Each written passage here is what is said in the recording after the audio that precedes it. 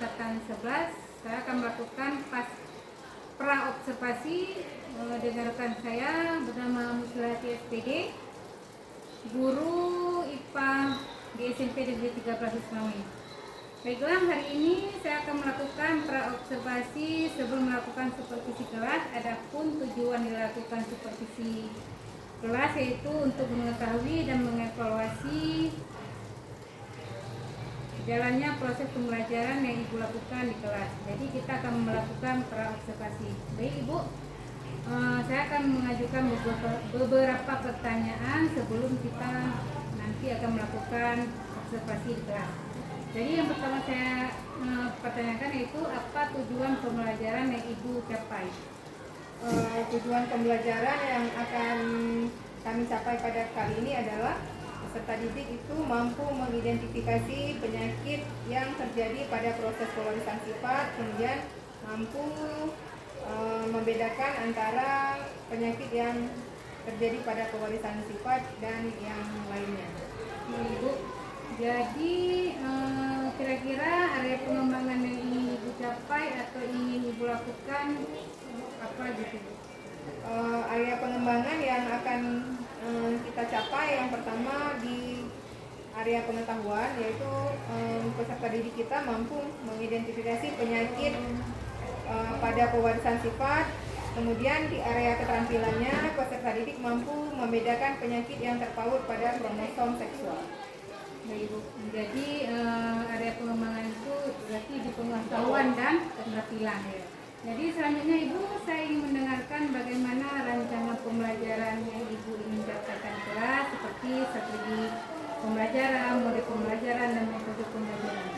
Strategi yang akan kita laksanakan adalah pembelajaran konseptual, kemudian model yang kita pilih adalah PBL atau Problem Based Learning, kemudian metode pembelajaran yang akan kita gunakan adalah gallery work dan diskusi.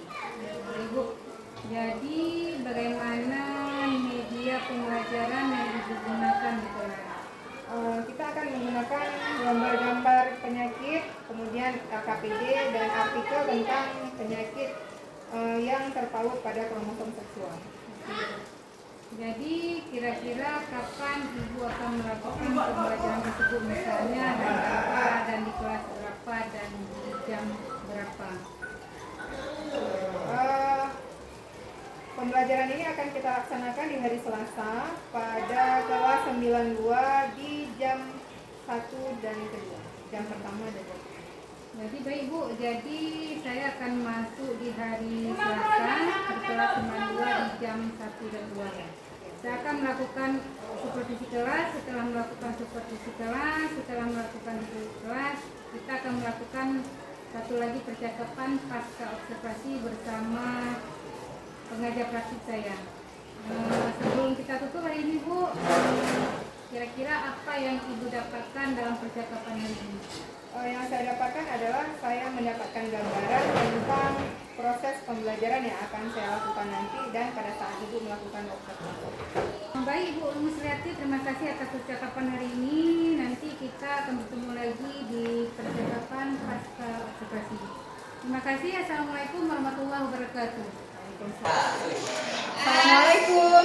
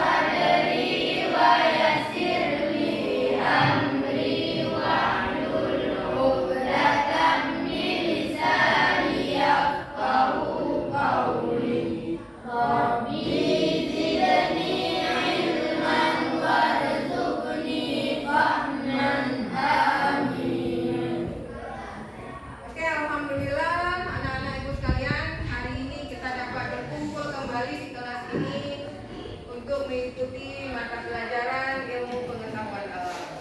Sebelum Ibu lanjut, Ibu akan melakukan absensi pada kalian semua. Ayu, Aziz, Firza, Fakri, Rahma, Inas,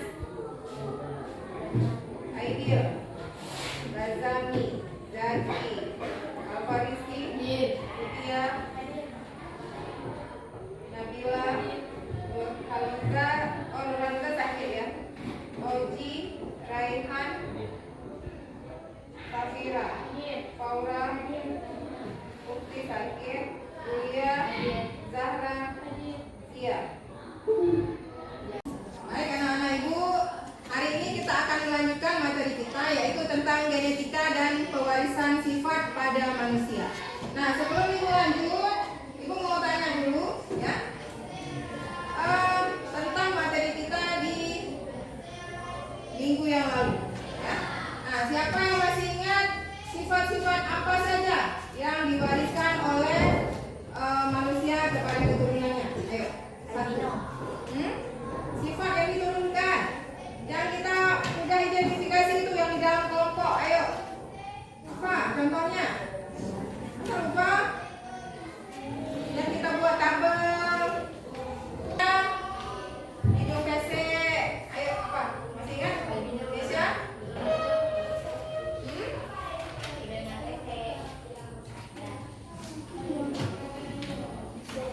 Ada nggak? Dijawab, masih ingat nggak yang kita buat tabel? Ya, telinganya seperti apa? Dempet. Ada yang telinga dempet, ada yang menempel. Ayo apa lagi? Bentuk rambut. Ada yang rambut lurus, ada yang rambut keriting. Kemudian hidung. Ada yang hidung maju. Tujuan pembelajaran kita hari ini adalah untuk menjelaskan kelainan pada pewarisan sifat dan yang kedua menyebutkan kelainan pada pewarisan sifat manusia. Nah, contoh pewarisan sifat. Nah, ada dua, ada gen dominan dan gen resesif. Gen dominan itu gen resesif, ya, yang hitam. Walaupun ibu punya gen kulit putih, tetapi karena yang dominannya warna kulit hitam, jadi kulit putih itu ditutupi oleh warna hitam, sehingga yang muncul yang bisa dilihat sebagai fenotip ya adalah warna hitam. Ya, misalnya kita punya gen rambut lurus punya dari ayah, punya gen rambut keriting dari ibu, tetapi yang nampak di tubuh kita misalnya adalah rambut lurus, berarti yang lurus itu yang dominan, yang keritingnya resesif. Luka, yang kedua albino, kulit tidak punya pigmen, dan yang ketiga buta warna, tidak dapat membedakan warna dengan jelas. Kita lihat dulu satu persatu. Yang pertama hemofilia. Untuk lebih memahaminya, ibu akan memperlihatkan video. Silakan diperhatikan dulu ya.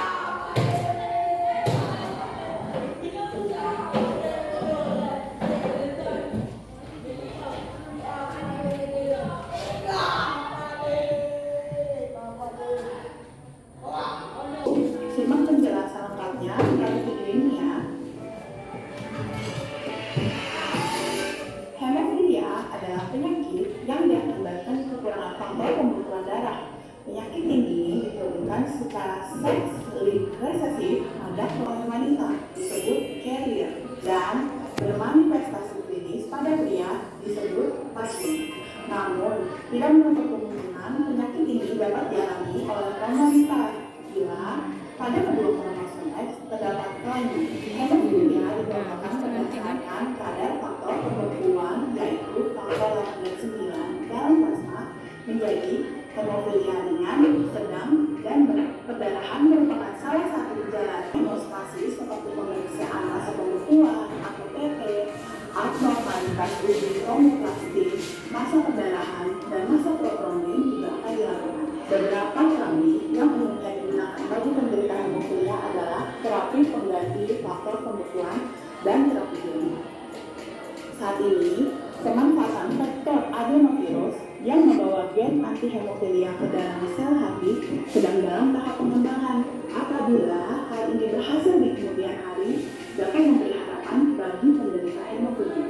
Beberapa komplikasi akibat pengobatan hemofilia yang dapat terjadi yaitu terbentuknya antibodi terhadap faktor 8 dan 9 sehingga menyebabkan terapi hemofili, penularan penyakit melalui produk darah, reaksi alergi akibat terapi pengganti faktor pembekuan darah.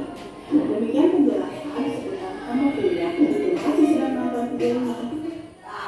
Oke, nah hemofilia itu adalah penyakit yang pada tubuh seseorang tidak terdapat gen pembekuan darah. Jadi kalau misalnya dia teriris pisau, itu darahnya akan terus mengalir secara terus-menerus tanpa henti. Bahkan kalau pada hemofilia yang tingkat paling tinggi itu dapat menyebabkan kematian. Ya, darahnya nggak bisa beku. Kemungkinan bisa terdeteksi itu sebagai hemofilia tingkat ringan. Kita lanjutkan. Sekarang yang buta warna. Nah, kira-kira siapa yang bisa menyebutkan angka ini? Korban. Yang ini? Korban. Yang ini? Yang ini? 7. Ini? 16. Ini adalah namanya tes isi harap. Ya, tes buta warna. Nanti pada saat kamu misalnya punya cita-cita mau masuk kepolisian, masuk tentara, masuk kuliah kedokteran, ya atau teknik, kamu akan dilakukan tes ini, tes buta warna. Pada penderita buta warna, dia tidak akan bisa melihat angka-angka ini. Ada nggak di kelas ini yang nggak bisa nampak ini? Yang cowok? Ini angka berapa, Rehan? Ini berapa, Farid? Yang ini angka berapa? Rizaul? Oke, alhamdulillah ya. Yang laki-laki di kelas ini berarti bisa melewati tes ini, berarti dia nggak buta warna. Kenapa ibu nggak minta yang cewek? Karena yang cewek itu sebagian besar tidak akan buta warna, tetapi dia bisa menjadi karir, wanita karir, membawa, ya. Perempuan bisa karir, bukan wanita karir kerja di kantor, tetapi membawa gen buta warna di dalam tubuhnya yang akan dia wariskan kepada nanti anak laki-lakinya. Nah, nanti silakan lebih memahaminya lagi nanti di kelompok. Untuk lebih paham ya, buta warna adalah kondisi mata yang tidak mampu melihat warna secara normal. Kalau yang parsial hanya beberapa, bisa melihat beberapa warna, tetapi kalau yang total berarti dia di dunia ini hanya ada warna hitam dan putih. Ya. Untuk lebih memahaminya, kita lihat dulu video berikut ini.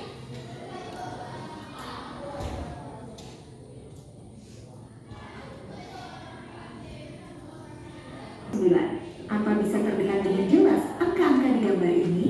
Kalau bisa, berarti kamu tidak menderita buta warna. Apa ya yang menyebabkan buta warna? Ini kata dokter.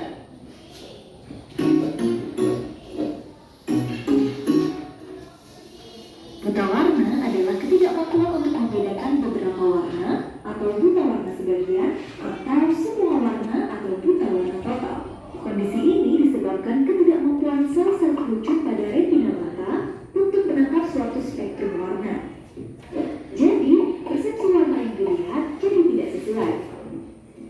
Pada mata manusia normal ada 3 tipe sel kerucut, merah, hijau, dan biru, yang membuat kita dapat membedakan warna. Untuk dapat melihat atau tidak ada, maka terjadilah buta warna. Buta warna umumnya terjadi karena kelainan genetik atau faktor keturunan yang dibawa oleh kromosom X.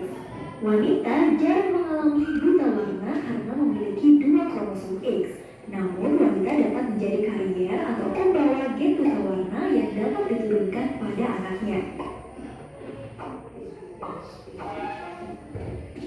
Selain itu, ada beberapa faktor lain yang bisa bikin buta warna, kecelakaan atau pukulan yang menyebabkan kerusakan pada mata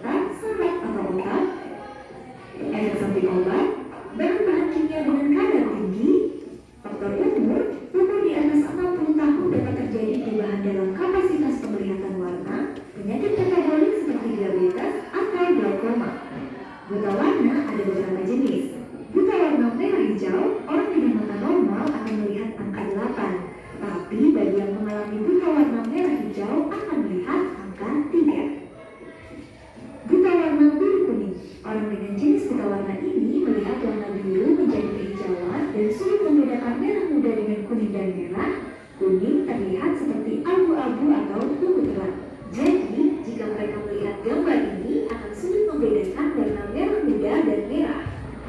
Buta warna total, gejalanya kesulitan membedakan semua warna atau bahkan hanya bisa melihat warna putih, abu-abu, dan hitam. Kalau kamu merasa menderita buta warna, silahkan berkonsultasi ke dokter. Dokter akan menentukan metode penanganan yang tepat, bisa dengan lensa kontak atau kacamata khusus dan sesuai dengan tipe buta warna yang diderita. Ini kata dokter tentang buta warna. Terima kasih sudah menyaksikan video ini. Dukung terus channel ini kata Itu adalah penyakit kelainan keturunan yang kita dapatkan dari orang tua kita, ya, yang terkait dengan kromosom X. Oke, kemudian sekarang yang terakhir penyakit albino. Ada yang tahu penyakit albino apa? Ada yang tahu albino itu apa? Ada yang tahu? Kulitnya putih-putih. Jadi dia memahami tentang materi yang sudah Ibu jelaskan tentang 3 penyakit tadi, hemofilia, albino, dan buta warna. Hari ini kita akan membagi kalian dalam 3 kelompok yang akan bekerja bersama-sama dengan teman kelompoknya untuk membahas lebih lanjut tentang penyakit ini. Ya, jadi silakan kelompok 1 di sebelah sini, kelompok 2 di tengah agak ke belakang, dan kelompok 3 di ujung sebelah kiri Ibu. Silakan. Ibu akan membagikan tugas nih kepada masing-masing kelompok, ya. Maksudnya kelompok akan mendapatkan 1 macam penyakit, ya. Kelompok 1 penyakit hemofilia, kelompok 2 buta warna, dan kelompok 3 albino. Jadi silakan dicari di buku teks atau dengan menggunakan gadget apa itu penyakit albino misalnya, kemudian bagaimana pencegahannya dan bagaimana pengobatannya. Oke, silakan bekerja di dalam kelompoknya. Saya kasih waktu kira-kira 10 menit untuk menyelesaikan tugasnya. Setelah tugasnya selesai, ya, silakan ditempel di dinding. Nanti kita akan melakukan window shopping ke masing-masing kelompok. Oke, silakan dikerjakan.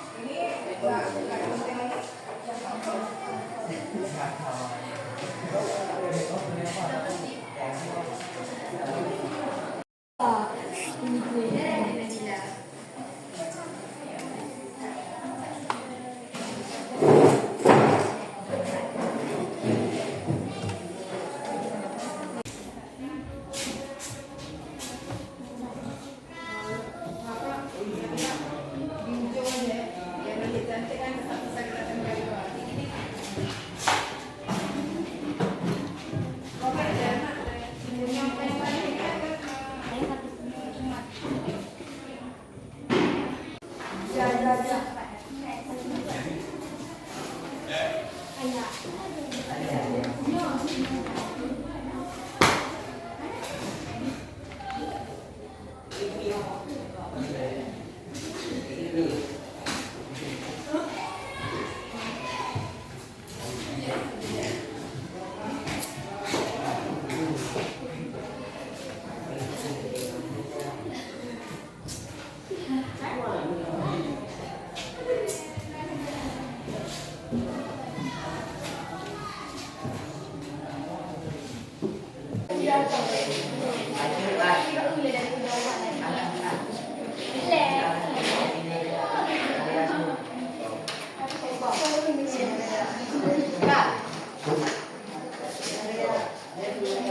digunting, pakai tangan aja.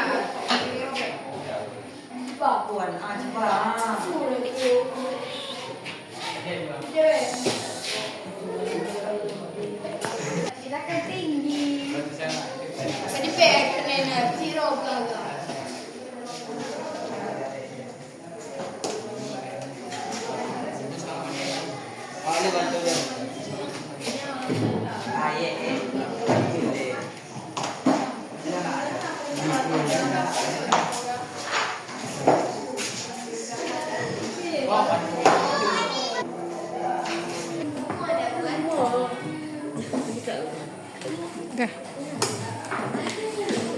Apa pegang aja aku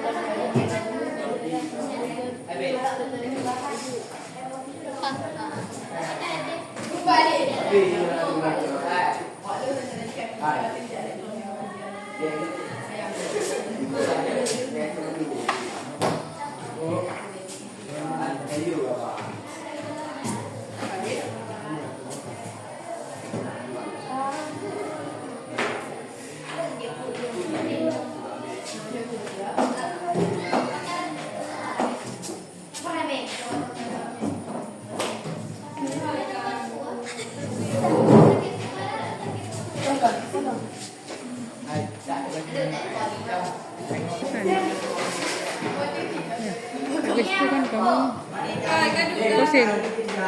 Oke, anak-anak, kalian telah menyelesaikan kelompoknya, ya.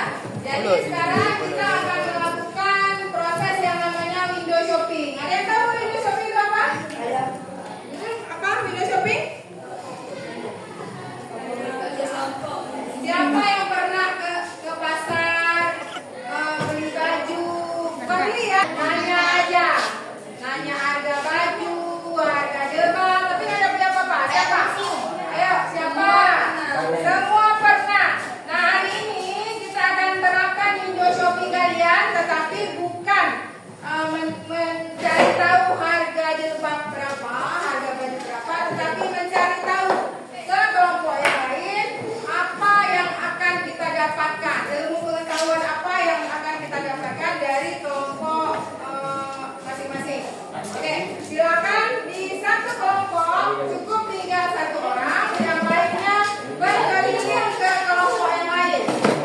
Ibu beri waktu selama berapa? 5 menit. Cukup ya 5 menit. Oke, silakan. Kelompok satu ada apa nih?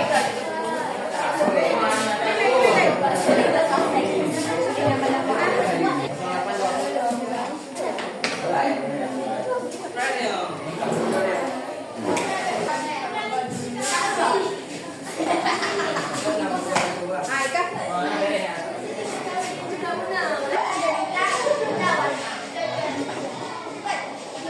Kalau ini 13, ini 11, ini 12, ini 13, ini 11. Berarti kalian tidak mengalami buta warnanya. Kan ini bisa belajar semua.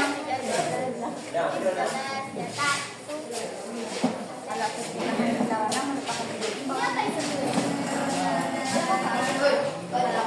Harus dicekin dulu. Belajar dulu biar nggak nular nanti sama anaknya gitu. Biar nggak nular. Ada anaknya. Iya, ada anaknya. Kita harus cek dulu ke dokter biar pasti tidak nular pada anak. Kenapa? Makasih. Kira kenapa? Dokter boleh ke bidan, boleh nyamar, boleh juga. Tadi kita sudah window shopping.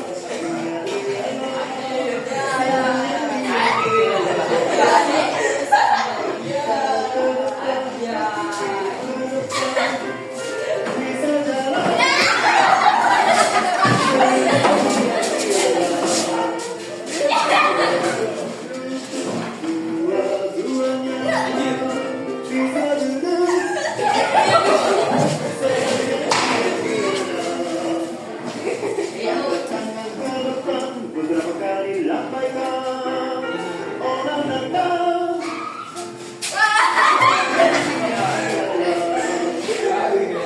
Orang yang pernah tekinya kasih dulu.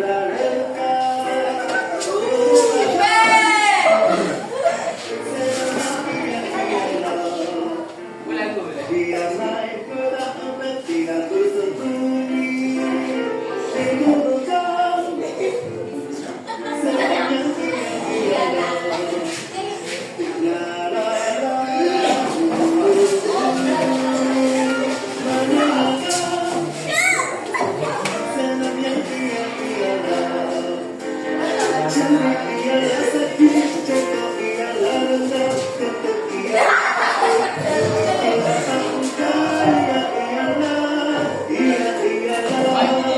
Senangnya dia. Oke, tepuk tangan.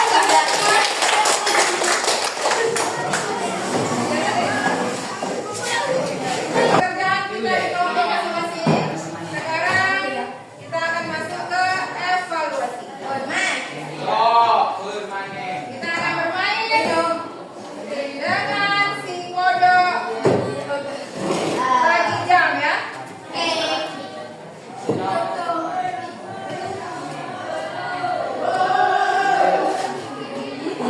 Langsung di ini ya. Oke, nomor 1.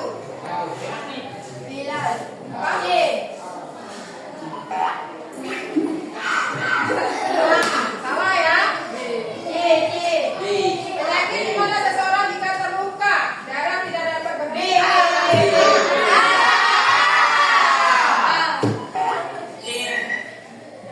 Oke, sekarang penyakit di mana seseorang tidak memiliki pilihan.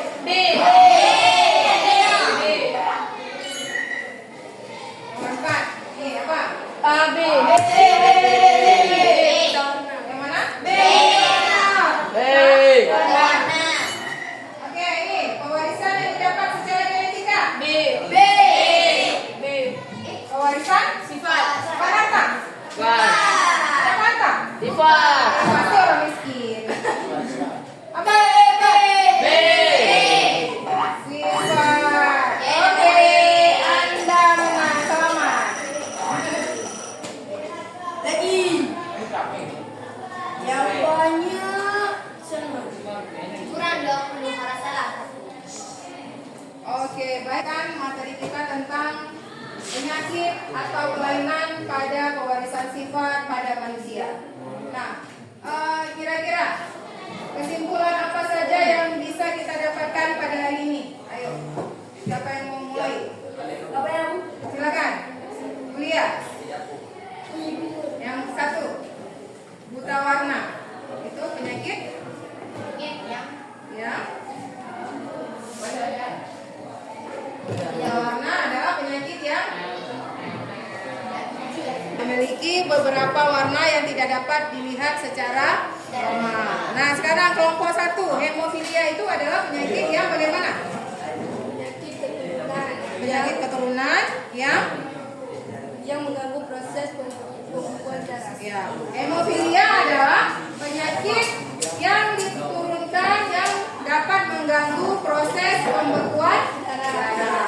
Asia.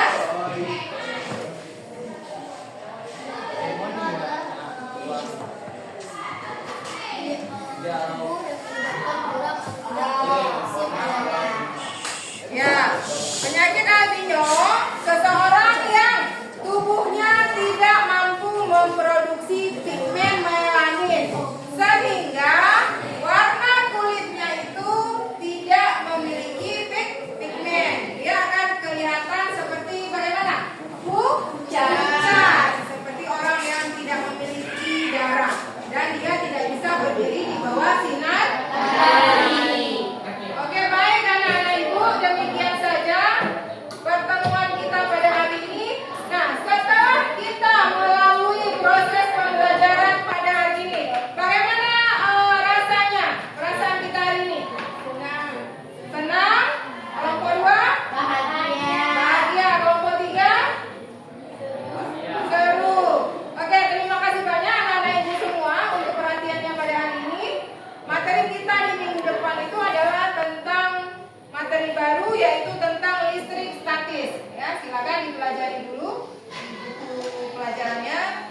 Mari menggunakan gadgetnya ya dengan mesin pencarinya, silakan untuk mengetahui pengetahuan awal tentang apa itu listrik statis. Oke, demikian. Terima kasih banyak atas perhatiannya. Assalamualaikum warahmatullahi wabarakatuh.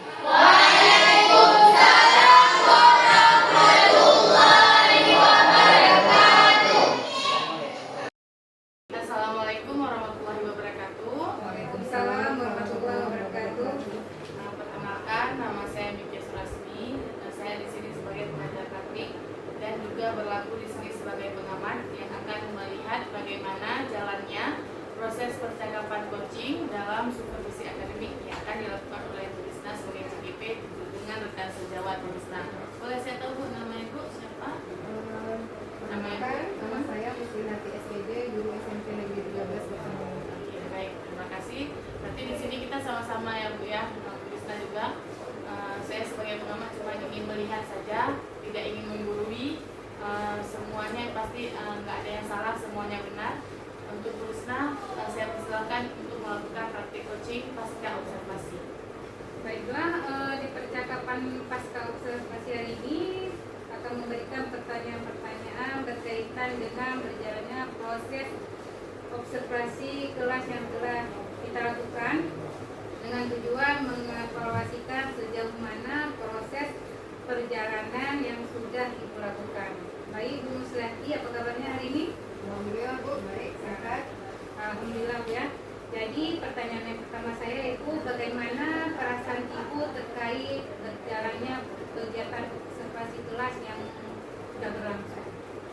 Alhamdulillah Bu Krisna, terima kasih banyak. Kita sudah melaksanakan observasi kelas dan saya terus terang merasa lega setelah melaksanakan observasi dan anak-anak juga merasa tertarik dengan kegiatan tersebut. Alhamdulillah Bu ya. Jadi pertanyaan kedua itu bisa Ibu ceritakan kembali area perkembangan apa yang Ibu lakukan di kelas dan hal apa yang sudah Ibu lakukan di kelas. Area pengembangan yang kita lakukan kemarin adalah di area pengetahuan, yaitu tentang materi pewarisan sifat pada makhluk hidup, dan yang kedua tentang keterampilan, yaitu kemampuan anak-anak dalam mengklasifikasikan penyakit-penyakit yang terjadi pada proses pewarisan sifat. Baik Bu, jadi kan yang saya tangkap dari Ibu berarti pengetahuan dan keterampilan area pengembangannya Bu ya. Jadi selanjutnya menurut Ibu sejauh mana area pengembangan yang Ibu sampaikan tadi? Apakah menurut Ibu sudah berhasil atau belum? Saya rasa sekitar 80% sudah berhasil. Mungkin ada sedikit kekurangan di ketika anak-anak melakukan presentasi, ada yang masih malu-malu ketika masuk ke depan. Baik, berarti masih malu-malu Bu ya dalam ini ya. Menurut Ibu apa kekurangan atau kendala dalam melakukan proses pembelajaran? Mungkin sama seperti jawaban saya tadi, keaktifan anak-anak pada saat mereka sebenarnya mereka bisa, cuma waktu mereka mau presentasi di kelompok mereka kurang berani untuk tampil ya, jadi dorong-dorongan dulu ini, kamu aja. Baik Bu, jadi apa kiat-kiat Ibu untuk menghindar anak-anak atau meningkatkan kemampuan anak-anak dalam proses pembelajaran sehingga mereka tidak malu-malu? Oke. Jadi saya rasa mungkin kita akan menggali potensi anak-anak untuk mereka agar mampu berdiri ke depan tanpa harus malu-malu, dan mungkin kita akan mengganti metode yang lain, tidak presentasi tapi mungkin dalam bentuk model gallery walk atau model pameran, sehingga mereka dapat berkunjung ke kelompok-kelompok tanpa harus maju ke depan untuk presentasi. Barangkali seperti itu. Ya, terus Bu, gagasan Ibu kira-kira kapan Ibu akan melakukan perubahan yang Ibu sampaikan tadi? Insya Allah akan kita lakukan pada saat di materi yang selanjutnya. Baik Bu, terima kasih atas jawaban Ibu. Mudah-mudahan yang Ibu rencanakan cepat terrealisasikan. Baik Bu, baik. Selanjutnya saya berikan kesempatan kepada Ibu pengajar kami praktik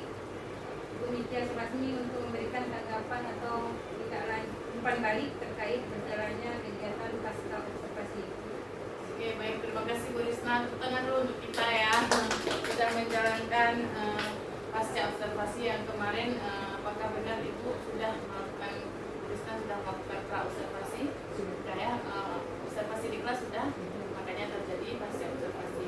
Untuk balik dari saya, karena saya di sini fokusnya dulu ke Bu Risma, karena Bu Risma merupakan salah satu CGP yang nantinya juga akan menggerakkan sekolah ini menggunakan ketika ada supervisi akademik ini bisa digunakan rubrik pra, kemudian observasi juga pasca gitu, yang notabene-nya kalau memang kita melakukan itu di sekolah tidak ada lagi kata-kata supervisi akademik yang menakutkan gitu ya Bu ya. Maksudnya kita gitu sebelum masuk kelas udah kita lihat dulu RPP-nya atau modul ajarnya apa yang ingin dipersiapkan gitu. Kalau langsung masuk kelas kadang-kadang ada guru yang nggak menyiapkan, terus kita di situ juga bisa kita bilang bahwasanya di sini kita sama-sama, kalaupun ada salah ya nggak apa-apa, yang penting kita secara maksimal kita udah siapin. Kalau emang ada salah nanti tiba-tiba anak-anaknya ribut, anak-anaknya nggak mau maju ke depan, berarti itu untuk evaluasi ke depan. Seperti